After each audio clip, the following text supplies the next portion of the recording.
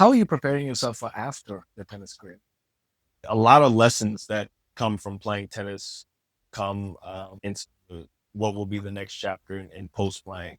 The thing about learning from your mistakes is probably the biggest one. I've made tons of mistakes. And then the biggest thing for me is probably because tennis is a sport that you don't really have a lot of control over. The only thing I can control is myself and my preparation and my mentality.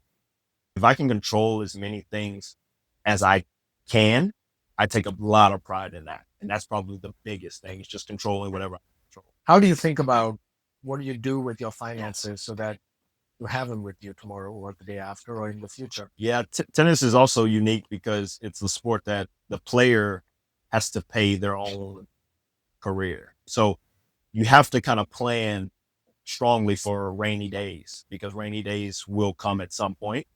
And then when good results start to happen, you kind of say, all right, I'm making a little bit more money now. Let's make sure that everything, all of the expenses are covered. So there's a lot of planning that goes into it. Once you get in the rhythm of it, you develop a routine, it makes things a lot easier. If I make this amount of money, I'm immediately taking a portion of it and putting it over here to save. And then now we have fun. But the first thing has to be making sure that I'm saving properly for my necessity. Lots of young fellows over here. Any parting words of advice for them? Attitude and your effort. You have a good attitude and you give 100% effort. I have no doubt that you'll be successful. So those are the two things. Everything else, you want to be a good person. Obviously, the things that I'm sure your parents are teaching you and teachers are teaching you, but just keep in mind that, I'm having a bad day. I don't want to be at practice today.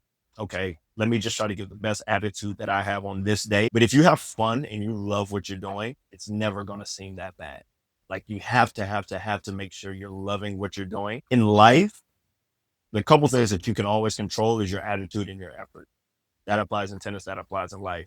Because not a lot is going to be within your control. It may not be the same attitude I had a week ago when I was feeling great and I was playing well, but whatever my best attitude and effort is on that day, let me give it 100% and then allow everything else to happen the way it happened. I love that.